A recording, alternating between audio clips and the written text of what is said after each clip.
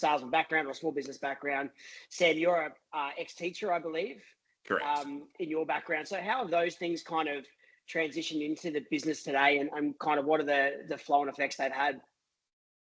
I think we've encompassed a little bit of our own philosophies from each other in terms of, so being from a teacher background, it's obviously very process driven. Obviously, teachers are taught to value education, so we're always trying to upskill. We're in a position where I find that for me, with a lot of clientele that know about my background, is obviously teaching gives you a level of credibility, because when you look at the list of most trusted professions, real estate agents generally towards the bottom and teaching's at the top. And I know my staff have heard me say this before, but I'll never forget the day that I rang my old man and he told him I was going to go and be a real estate agent. He told me I'd gone from being a finger painter to the most illegitimate profession I potentially could have ever gone to. He was joking. He does love me, I do promise. But it was, for me, that process. But then I think with Beau, like you've brought, Beau is very good at the selling process, right? And I'm probably more endeared towards the listing process. So from that perspective, we've always worked quite well together. We complement each other in that scenario, that like when we left our previous employment, or when we also worked at our previous employment, I went to appraisals with Sam. He focused on listing them and working with the vendor, and I was working the buyers.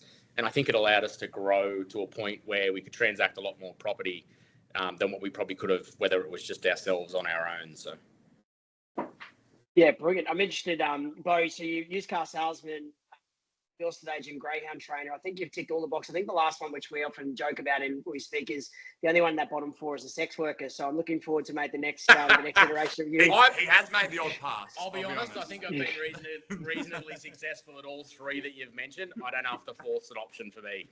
I'm not sure that's a brag, mate. But anyway, what was the moment where you both kind of decided, yep, let's do this. Let's do it. Let's make it run. Let's form Taylor Hedley, and let's just kind of, put it all out there.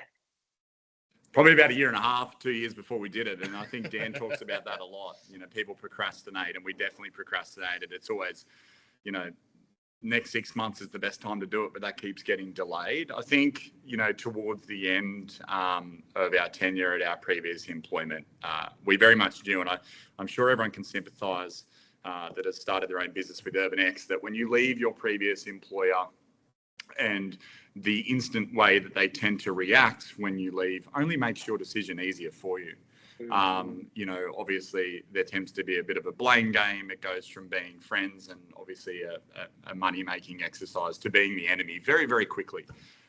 So it took us a long time to make the decision and plan that process, probably longer than the likes of Steve and Dan at UrbanX would have liked. We were a slow burn because we also felt like to a certain degree we were doing the wrong thing, because we didn't want to do the wrong thing by our previous employer. So we left on the best possible terms that we could have. But for us, if I look back on that process, would you have done it earlier? I probably would have, right? Just knowing how things ended now. But hindsight's a wonderful thing. Would you have anything to add on that? No, I think I still remember the conversation that I actually think I was the catalyst for the UrbanX process, and I followed Dan and it proves, I guess, the benefit of social media is I followed Dan probably for a number of years before we were in the office one day, and I just turned to you and I was like, have you seen these guys? And spoke about it. And I don't really know what the driving factor was for it, to be honest. We just started that conversation and it ran from there. So I'm interested in that you talk about the procrastination. This is probably a lot of people who are sitting on this line would have had that go at some stage. Do I start my own business? Do I go on my own as a sales agent? Do I, take the leap and put a person into my team? Do I get an associate? So when you're in that procrastination mode, what was the story you were telling yourself? Was it that now's not the right time, or what's the story that you were telling that was preventing you from sort of pulling the trigger? I'd say timing was always a factor. I remember Dan, we sell to a vendor that now's the best time to sell, or this is the reason you'd come to market at this point in time. Dan was pushing all the right parameters, Easter, Christmas, and we kept pushing back because at the end of the day, we had a very successful business within the company that we were working, and it's hard to leave that because there's the fear of what's on the other side. Are we going to be successful? Are we going to make it? Are we still going to be able to list property within our own brand? But I think we quickly learned after leaving leaving that previous employment, that people like the underdog. People want to support small business, and that was definitely a big driver for us, and probably our niche that we focused on. Yeah, I think just to add on that is that we're also in a position where we were fearful of the move, and maybe wrongfully so, because we didn't want to disappoint with our current employer either. So, like, I don't know why we were, but it was almost like we were fearful of that conversation to do that. There was a couple of times where we procrastinated with it. And Beau and I are a little bit like this. We're quite conservative. I love listening at XCon to the likes of Jordan Strudwick, who's obviously like building this mammoth business, and he bites off a lot and then he chews like hell so he can get through it. We're a bit the opposite. I know that Beau sat down with Tanika yesterday to talk about our numbers, and Tanika was saying, like, why don't you do this level? And Beau's like, oh, we'll do this level, right? So we're often setting standards that I think we undersell ourselves sometimes. Like we've been Taylor Hedley obviously since 2022, and we're onto our third office because we keep outgrowing it, because we're like, this one will do us for at least the next 5 years, right? And then 6 months later, we'd be like, okay, we outgrew it. Right. So, and we're kind of finding that now. So, and that's been a common theme throughout us starting a business. And it's not because we don't want to do well. It's not because we don't have high career aspirations. It's just because we've always been conservative. So let's talk about your business. Your connection is a little bit fuzzy. You are kind of going a bit blurry from time to time, but your words are coming through clear. So it just at times is looking like you're one of those current affair interviews where they're blurred out and you actually can't see your faces. But we'll keep battling on. One of the mantras of your business is that it's not about us, it's about your home.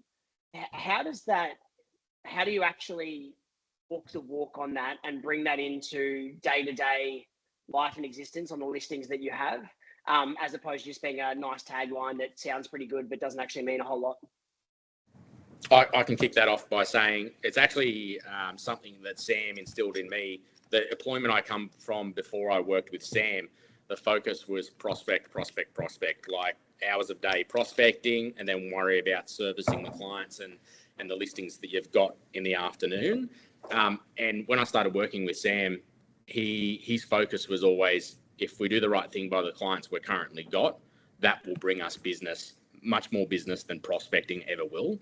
So that's always been our focus. If we provide good service to our clients, we're also, I'd say, of the nature of where we're both people pleasers.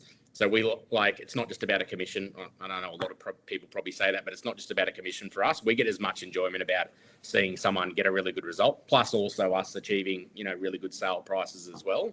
So our focus is a little bit different to, I guess, what some other businesses are. One thing I've learnt from UrbanX, and it's because it's such a collaboration between different agencies and whatnot, is that real estate can be done so differently between, like, you look at all the top performers and every one of them has a slightly different business model. Like, I know the likes of Luke Humphreys and Dave Pearce, their focus is not prospecting, it's marketing and those types of things. So I think that's one thing I've learnt, and we've found our niche, I believe, from that. And we're trying to instill that into our staff as well. And I think further to that too, like, we're also very much a working class demographic. So our average selling price here at Taylor mid-900s. So we work predominantly in a working class demographic, and a lot of our competitors, whilst there's a lot of good real estate agents in the area, it's quite a flashy style of real estate. Like, they're selling a $750,000 house and they're showing up in a $300,000 sports car and a 3-piece suit. Like, that is not our market.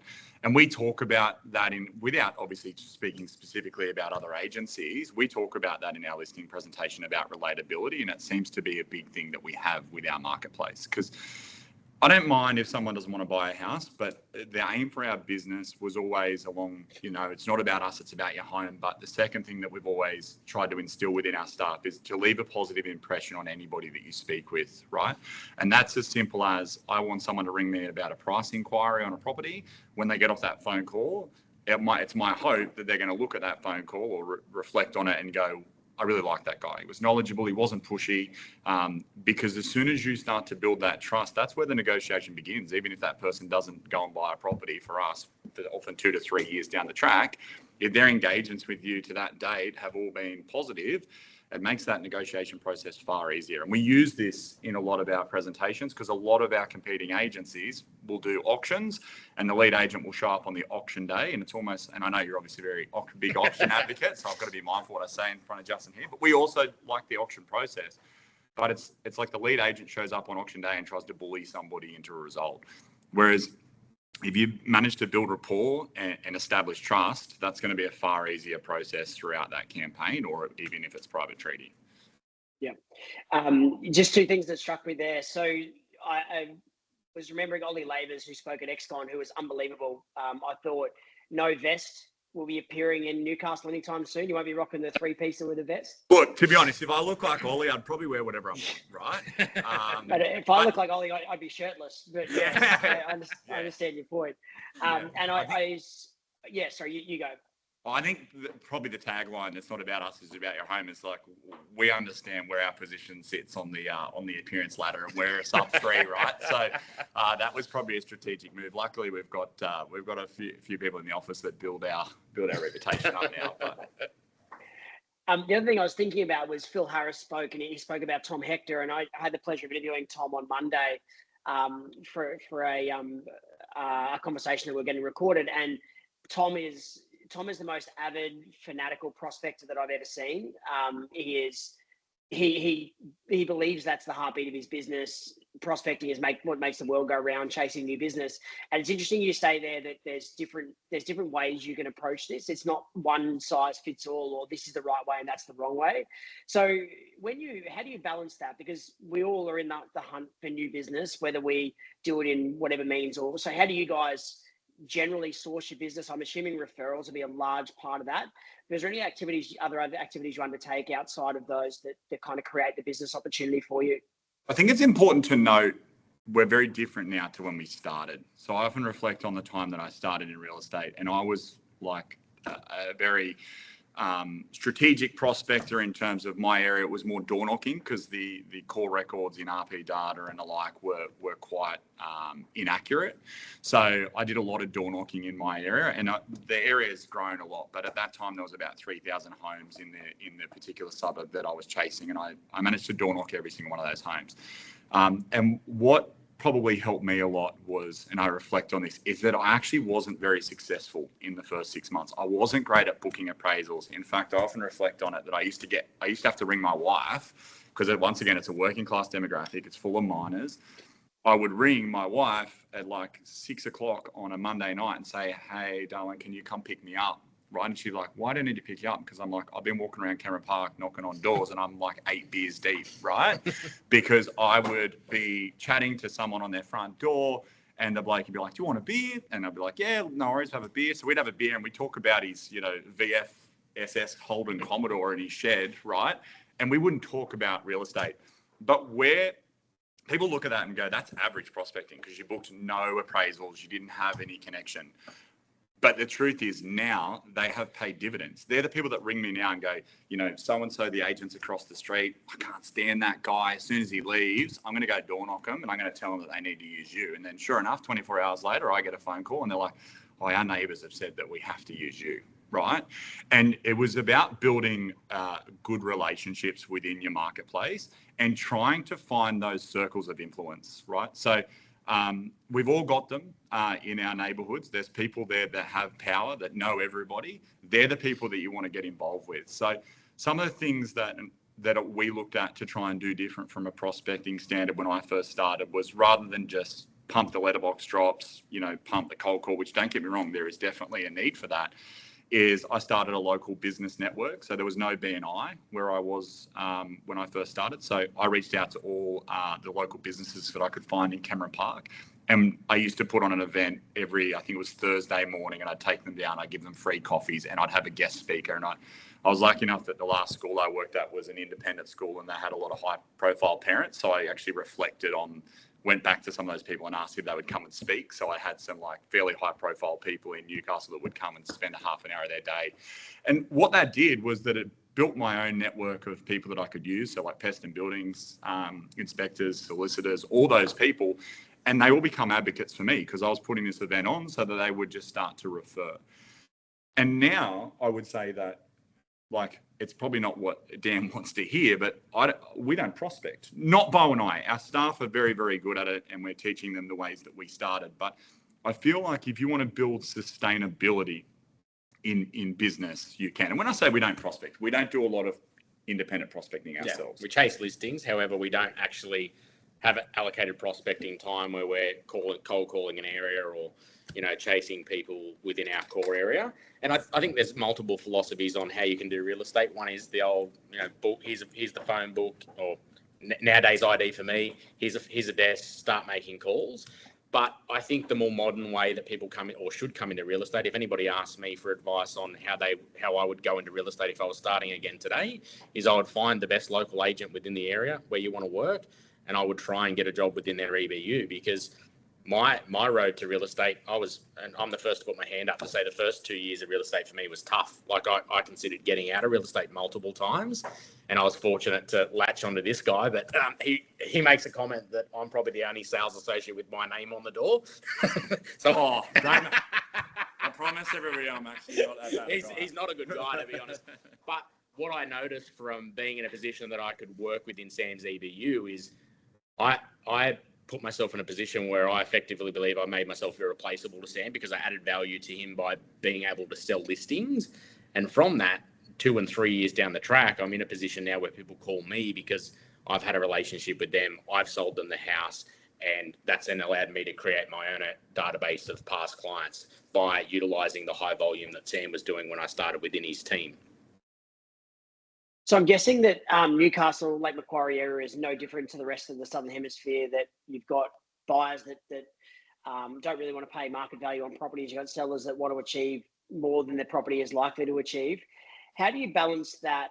As a first challenge, and what do you have in terms of seller strategies in getting them to understand the market? Do you have a particular approach around that? I think it starts from the moment we appraise the property, Justin. I think, I remember when I first learned real estate, or went through the McGrath school before it was Beau, at my previous firm, and they were telling me about, trying to ascertain what the owner will want for their property before you actually go out there on a limb and tell them, right? So, things like when you're booking the appraisal, asking them, is there anything sold that you think is like your property or that reflects your property? When you're walking around, talking about their home, sort of trying to ascertain what they think it's worth, so that you're not left with egg on your face when you tell them it's worth $1 million and they're like, we want 1.7, right? And I think as you get busier in real estate, the truth is, if I think their house is worth $1 million and they want 1.7, not everything's a good commercial or a business decision to take on board. And that's where I think some agents go wrong, is they'll set themselves up for failure from the very beginning. So as we spoke about before, we have a lot of strategy, and a lot of those probably come from an education background when we do an appraisal. So we follow a very strategic checklist. Now, it makes it sound really boring, but I feel like we bring good humour to it. And when we talk through the process of where they need to price their property, yes, we talk about comparables. I know a lot of agents go in there with a CMA. I never go in with a CMA. I feel like if I'm not a walking CMA, I'm not going to instill any trust in that client. You need to be well prepared. You need to know the stats. You need to know the figures. I find it crazy that I can go out into areas that are not familiar to us, and we can list property. And when we get the listing, I'll say, I appreciate you going with us. And they go, you just knew the market so well, right? And I'm like, I feel like saying, I had to use my GPS to get here. I don't even know where we are, right? And it's stuff that you can learn in 5 to 10 to 15 minutes. So when we're doing this appraisal and we talk about where to price it, we do tell them what we think it's worth before they even get a chance to tell us, right? So I will tell them where I believe they need to price the property. And then if that number doesn't align, then we'll talk about the process to get the most out of the market. But I think what's more important is that we also set landmines for other agencies in our area and say, well, look, we'll always give you data and logic as to suggest why a property is worth a certain level and above. But a lot of people will just reciprocate on price, right? So you don't have to go in there and bag your competition. A lot of it is about setting landmines. Now, do we list properties then that, will sometimes need a price adjustment? Absolutely.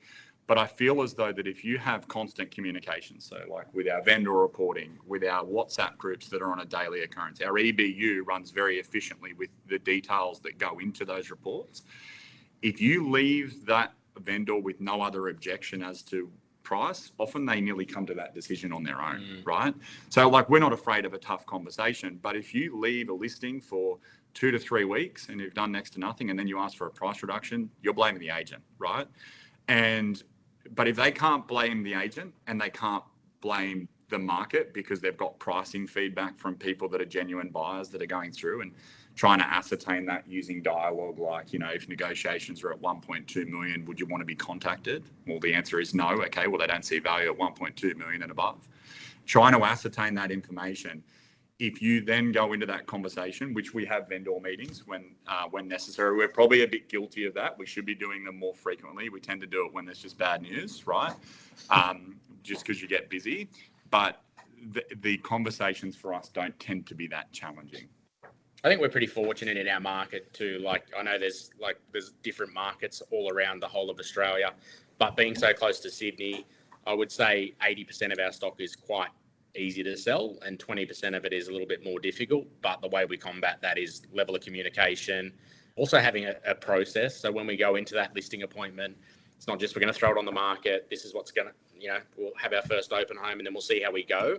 We let them know throughout that process of the strategy that we've got in place to try and generate enough inquiry, to try and generate enough inspection at that first open home to create a competitive environment. And then if we're in a position that we haven't yielded a result from there, then it automatically stipulates that we're going to have a sit down and work out the strategy moving forward. So we're sort of setting those processes up, knowing that the vendor is going to be in a position that when we make that call and say, look, unfortunately, we haven't had any offers from our first inspection. There's some interest at a level, but it's below where you're willing to consider. They know that we're coming in to have that conversation about what the next step is from there. And not just focusing on price in isolation. I think that's really, really important. I know people that go in, and we've had agents that we're working with that'll be like, oh, well, they're going for a price reduction. I'm like, what did you do to coincide with that? So what else are you, making a price reduction might be great, but what else are you going to do? What are you going to do around strategy? What are you going to do around promotion? What are you going to do about, like, obviously you're changing pricing, but reality is you need to coincide those changes with other aspects of the campaign to make sure that everything's on track. And we use those terms a lot with our clients: on track, off track. But like Beau touched on, that regular reporting and setting up those expectations from the very beginning means that it doesn't come as a shock to the system.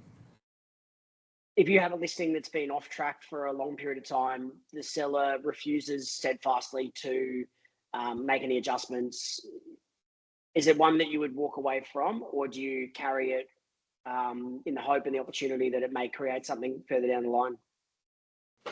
I'm of the opinion that we work with the seller at the end of the day. We're not the type of person that's going to force them to take an offer that they're not comfortable. Don't get me wrong, we provide them the advice and say, look, this is where we believe it sits in the marketplace. This is what the marketplace has stipulated it's worth. However, if they're not in a position to take that offer for whatever reason, I would say that we tend to work with those clients pretty strongly through, because at the end of the day, like, we've got a property at the moment that's been on the market for an extended period of time. We've actually listed their parents' property off the back of that. And those people, according to me and my conversations with them, love us at the end of the day. And I think if we had went for significant price adjustments, they probably would dislike us. The other thing is everyone's circumstances are different. People have all different reasons for selling. If it's a forced sale, they're in a position where they need to take the offer. Our approach is very different to what it would be if it's somebody who's in a position that they're selling to try and achieve a particular price to allow them to move on to the next stage. Our approach is very different, and we come from a different angle. So let's talk about method of sale briefly. You do some auctions, you do some private treaty as well. You're not necessarily one where you do kind of boots and all in one method of sale. How do you choose when you get to a listing table as to what you're going to present and what you're going to put forward? Good question. So, yeah, you're so man. used to it. So when we sit down at every appraisal, we go through the four most common methodologies of sale that occur in Newcastle and Lake Macquarie. So they obviously include expressions of interest, auction, private treaty, and off-market. And we do this as part of our pricing strategy. So if I sit down in front of them, I pretty much draw it. So Beau and I will draw it out. We'll say these four methodologies. We talk about the fact that expressions of interest is a commonly used method on the higher end sales that we see in our area. So the $3 million plus stock, where price can be subjective, particularly out in the Hunter Valley in things like wineries. There's an agent out there, Kane Beckett from Jerds, who's probably the best at expressions of interest in Newcastle, Lake Macquarie, in the Hunter region, because the prices for those properties are very subjective and there's only a very finite amount of people that can buy them. We then talk about pre-market and off-market. It's probably something I think we do very good in a listing presentation is we tailor the sales methodology to their specific situation. So, and we kind of dispute the agent that goes in and says, oh, auction's the best strategy and private treaty is the best strategy, because the reality is you have to have versatility, right? There is a need for all different sales methodologies in our marketplace. But when we're talking about auction, we talk about the two things that we get the best out of auction is timing and competition. So what we mean by timing is obviously buying a period of relevance in the marketplace. So let's say you've got a 4 or 5 week auction campaign. You're in a position where if that property doesn't sell in the first 4.5 weeks, people don't question why it hasn't sold, because they know that Justin Nickerson or one of his teams is about to come in and bat it down in a half a week's time. And if private treaty in our area, the days on market in Newcastle, Lake Macquarie, it's quite a fast moving market, particularly at present. So if a property's on the market for more than 3 to 4 weeks and a buyer comes through your property and they say to the agent, look, has there been much interest? The standard response for most agents goes, they've had lots of interest, and they just go bullshit. Because if that was the case, you would have already sold it. Would be sold, yeah. Yeah. So that's one of the benefits of auction. Obviously, the other one, which we've all heard before, is it changes that buyer mindset from buyer versus agent or buyer versus vendor to buyer versus buyer. And then probably the third aspect is what Ollie Labor's touched on at XCOM, whereas it encompasses multiple methods of sale in one, because you've got essentially expressions of interest campaign followed by an auction. And if that it doesn't work, you sort of you revert back to private treaty. However, what we judge this basis on is 3 key metrics. So we try not to auction a property that's under 1.2 to 1.3 million, because we tend to find that the first home buyer demographic in our particular market is very fearful of auction, and often their broker and their banker will talk them out of it just with the unconditional finance involved in that process.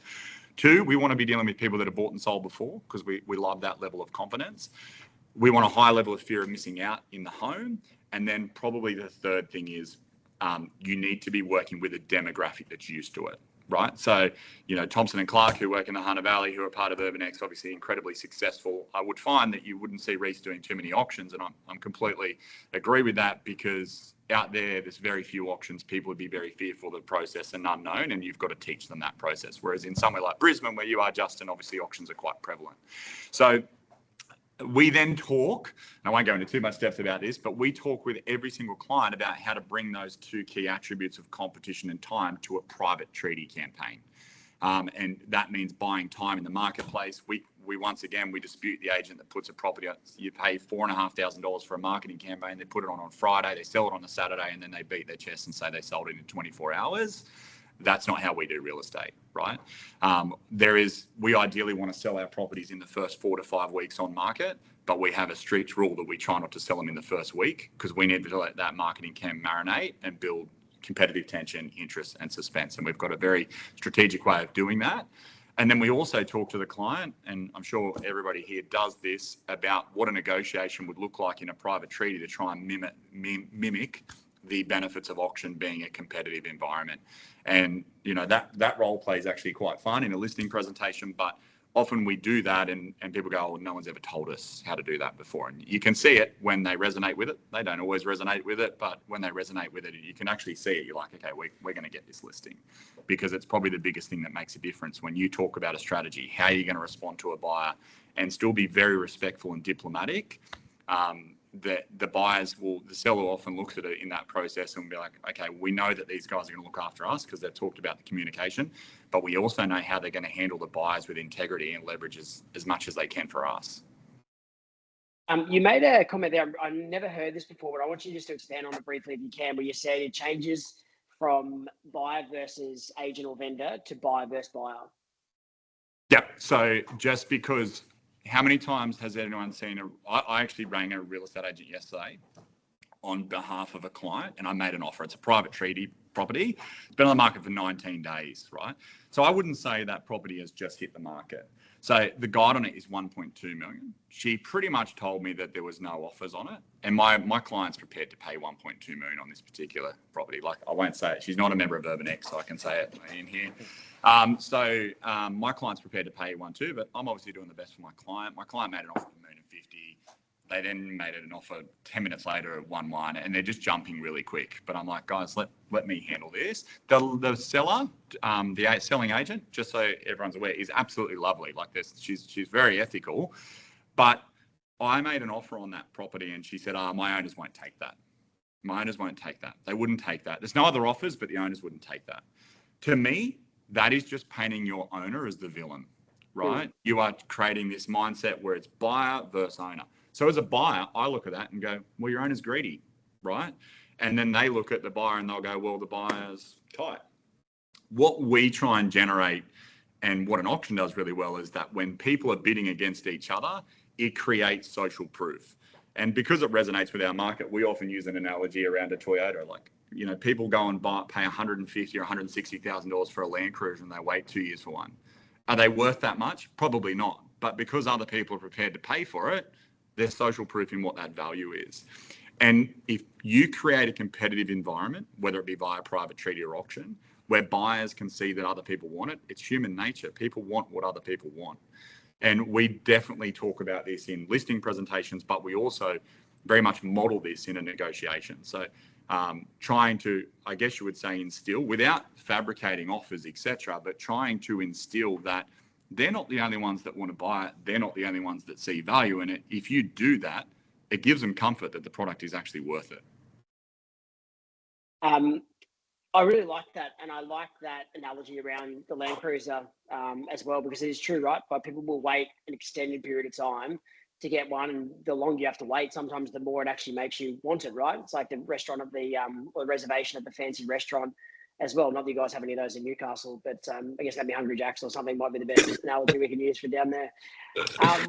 Let's change speed a second. Let's talk about your competitors. So you mentioned there. You've got some competitors that you clearly get along well with, that you have good rapport with. I know there's some competitors that you don't.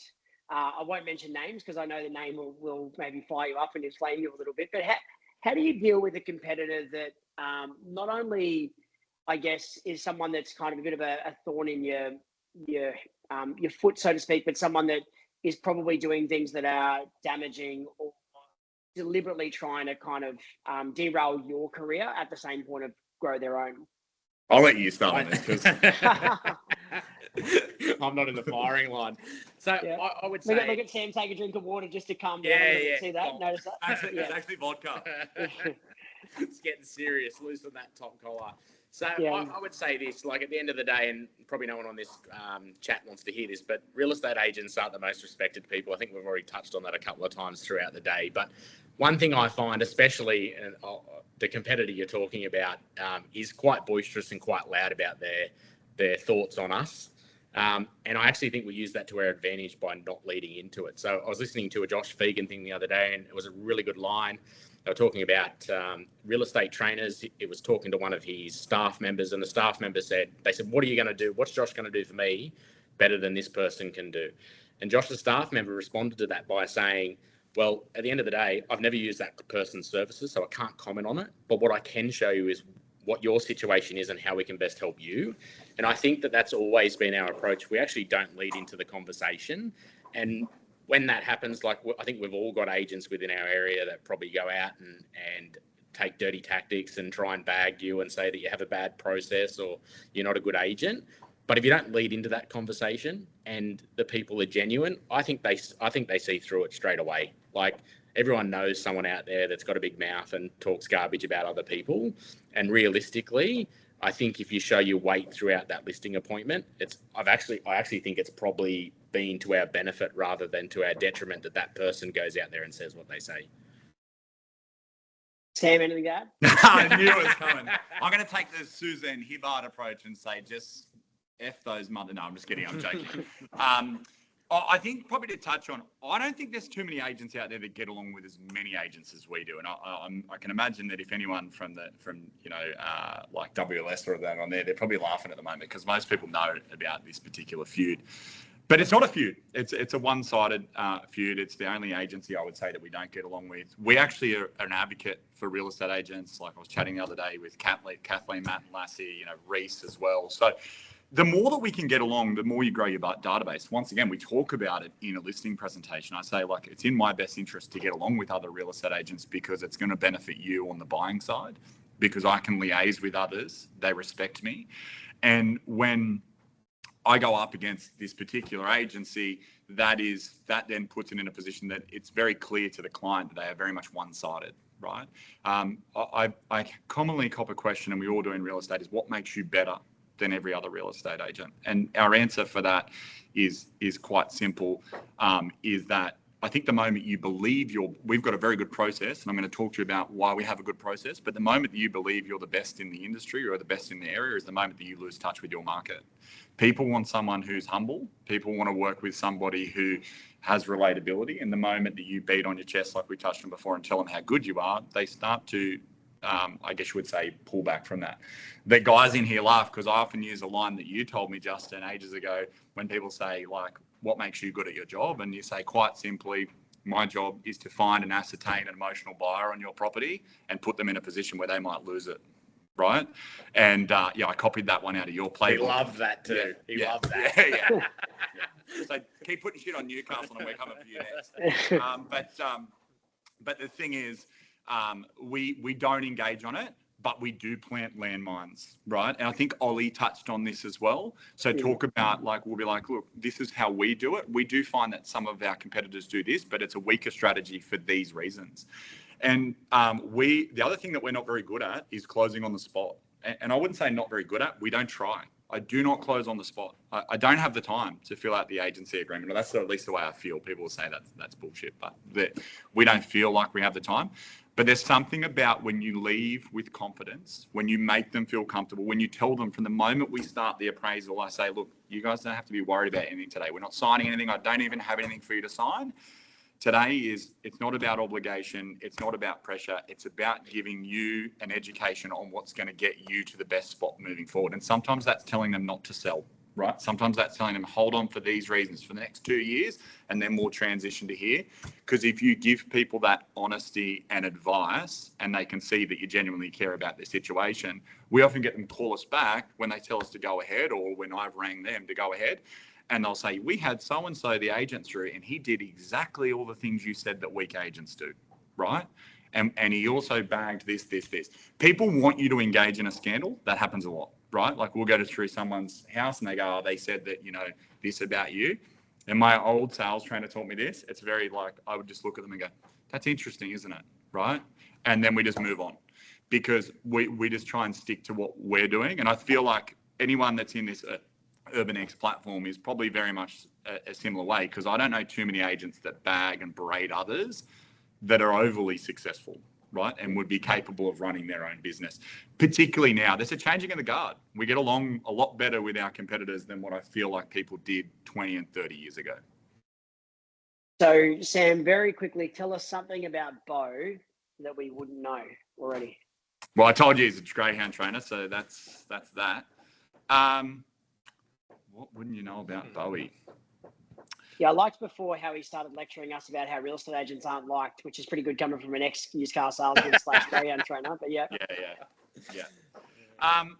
Look, I'll give him a compliment. Bowie laughed before and said that, we laugh about a sales associate with his name on the door, but Bowie was 100%. I think we're very fortunate, and it's going to sound like a love story, this.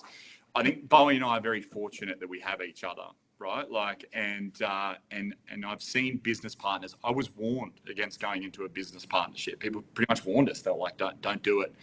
I have complete trust in Beau, and I know that he has complete trust in me, to the point where, as much as the likes of Tanika would probably like me to look at it more, I wouldn't even know what's in our bank accounts. I don't look at it, right? It's not my. It's all in mine. It's not my line of work. So why wouldn't he trust me? But like, the reality is, there's things that Beau's really good at, and there's things that I'm really good at, and there's things that we're both not good at. And our job is to employ the right people, which we're very fortunate to have here at Taylor Hedley to fill those gaps. So while I think that we're lucky to have each other, and why I would say that one thing that people don't like about Beau is that Beau's obviously been a used car salesman and a greyhound trainer, but I actually don't think there's anybody that I know that's as kind and genuine and good to others, right? And has a really good sense of humour to go with it. Does get a bit fiery at times, more so than me than others, But outside of that, I'll tell you one thing you don't know about Beau. Beau used to be an amateur boxer. Hold that. I wasn't an amateur boxer. I had 2 amateur boxing fights. That doesn't make me an amateur boxer. It definitely does. Out of him on both by the definition, mate, it definitely does. I'm just interested. We've got a question that someone's asked, which we'll get to in a moment. But how do you handle robust conversations between the two of you? Like if you know there's a gnawing issue and it needs to be resolved, and you both fight up about it, and there's not a lot of give or take on either side, or not a lot of give, I should say, on either side. How do you handle that situation? I'd say we're both very open to listening to each other's side. It's probably part of the reason that we're in business is, as Sam touched on, we have full trust in one another, but it's hard sometimes. And like, I never question what Sam's integrity is or whether he's doing the right thing by the both of us. And I feel exactly the same about Sam in that respect, but we're open to listening to each other's side, and neither of us are afraid to put our hand up and say, I was probably wrong on that case. Like, we're having a conversation coming to work this morning, and we were talking about the role change within our business between him and I, and me doing a different point. And Sam actually spoke about a weakness that I have, and I openly said, mate, I 100% agree with you. Like, I'm not here to say that I don't have that weakness. It's something that I need to work on, but I could say a weakness of Sam's, and he would hopefully agree with me if it was the truth, and we can have that conversation and work through it. So I think the key is, and I also would say that I'm like, hats off to the people within UrbanX who are running their own business on their own, because there's days, to be honest, that I couldn't do this on my own, and I'm confident there's days that Sam couldn't do it on his own. We're a sounding board for one another. We actually probably float on different levels. If I'm having a bad week or a bad day, Sam's generally up high, and it switches. We keep each other on track, and I think that that's probably part of the reason I would never go into business on my own and take on this venture. The question that came in from the crowd was, how have you grown your team and attracted other agents or people into your business? So when we started back at Beau, before we left, I think maybe it was 4 or 5, right? So Beau and I, and then we had 2 people. Actually, it was really 4, right? So we actually went smaller with just Beau and I, and went into my back shed and worked from there from about 3 months. And then I actually think very different to the likes of Jordan. We have grown organically, same way we prospect. We've been in a position, we've been in a position where every single one, bar maybe 2, we're currently a staff of 13, and that's set to grow. But we are in a position where every job that has gone out, I think only 2 of them have been advertised, right? So people have come to us and wanted work. And then if they're the right fit, we've tried to weave them some way into the business. And we're big believers that you can teach the real estate process, right? Like, you can teach people to do real estate. Yes, we know it's tough, but you can't teach someone to be a good person, right? Like, you can't teach someone to have those right morals and ethics. And it's one thing that I know 100% that everyone in our office would try and do the right thing by the person they're working for, or the person that the people that they're liaising with. And it's probably where we're obviously humbled to chat to everyone today, but our business is a little bit different, because we are, I wouldn't say we're pessimistic about it, but we are sometimes like, we look at other businesses and be like, okay, well, they're run better in this attribute. Like, we're not going to sit here today and say our business is perfect, because it isn't, right? But it's ours, and we're super proud of it, but we're trying to always change it, benefit it, make it better for our agents. I believe that we've got a very good culture, and I do believe that we lead from the front, and I think that's really, really important. To the credit of my last employer, he also did the same thing. Like, he was a hard worker, but I know a lot of people that have come from agencies where, you know, they're working their guts out for the boss, who realistically is very rarely there, right? And doesn't give them a lot of value back. And in the words of Dan, what are you paying 50% for if you're not getting anything in return? So we owe our staff the ability, so that the portion that this business retains from their work, they need to know that there's value there.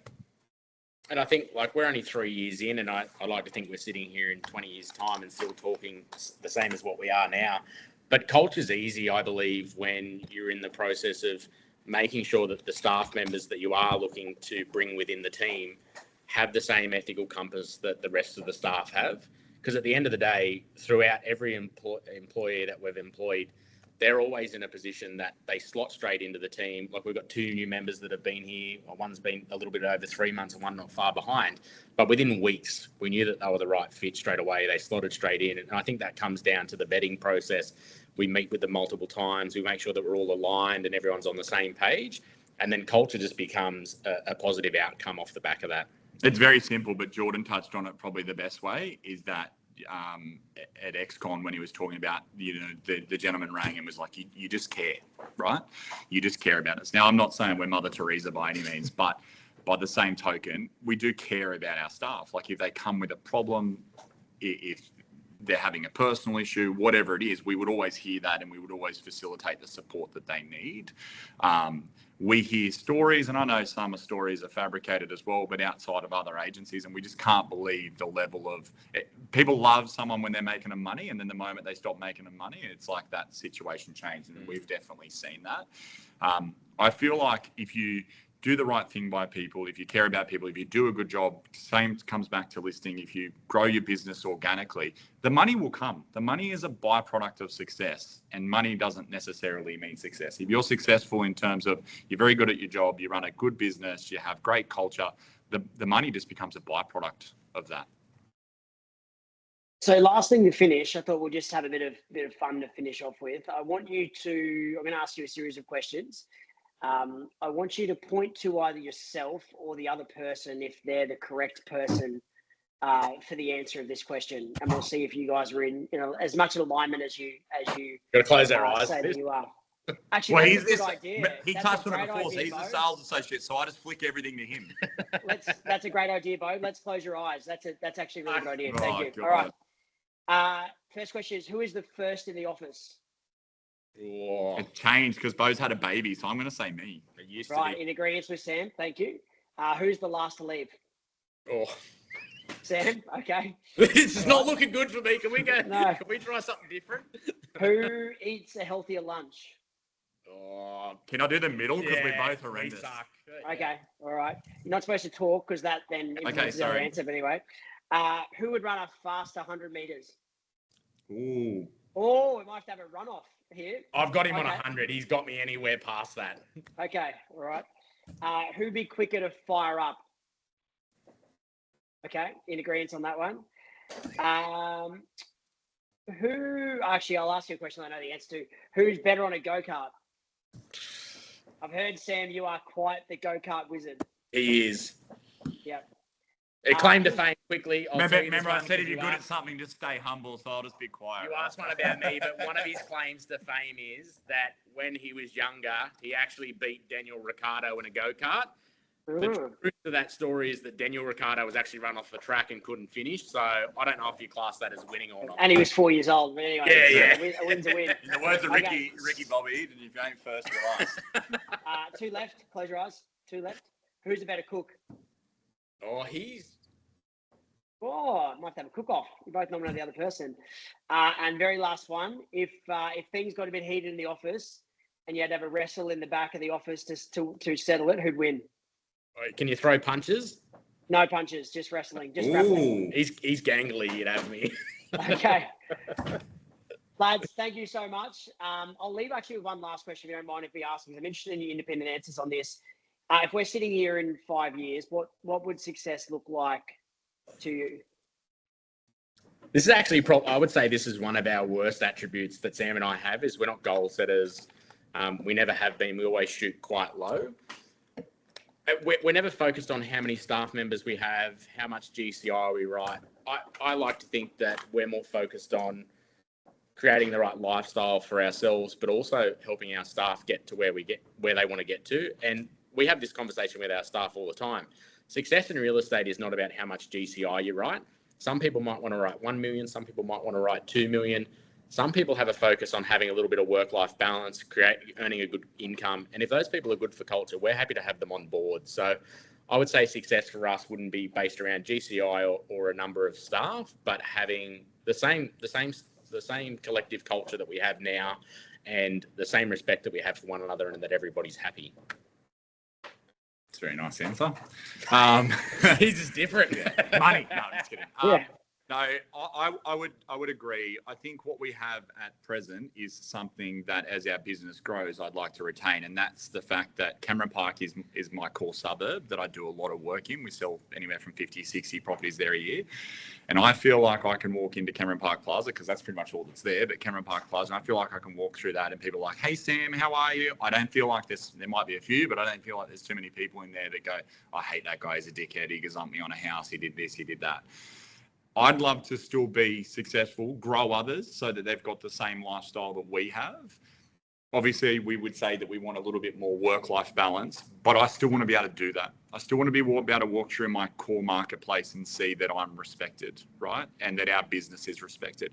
And I thought about this before we jumped on today because I felt, I won't say imposter syndrome, but I feel as though that, like, realistically, I listen to the likes of Luke Humphreys and Dave Pearce, who have an incredible business, right? And I listen to Jordan as well, and the guys out at Thompson and Clark, and I'm like, oh, how do we compete with that? But the one thing I think we do have is I think we are very popular within our marketplace. I'd like to think that anyway. I feel like people have a very good opinion of us, right, in our marketplace, that we're good people and that we do a good job. And I don't want to lose that. So that probably is the big thing for me. Okay, well said. Great answer. Lads, thank you so much. You've been amazing and insightful and entertaining as well. Good luck with that wrestle. I would pay a lot of money to watch that wrestle, actually. A bit of the aggression versus the length. It'd be a good matchup. But thank you, guys. All the very best for the rest of your day. And to everyone else, thanks for tuning on today. We appreciate your company as well. Thanks so much guys. for having us. Appreciate it. Do we just drop out now?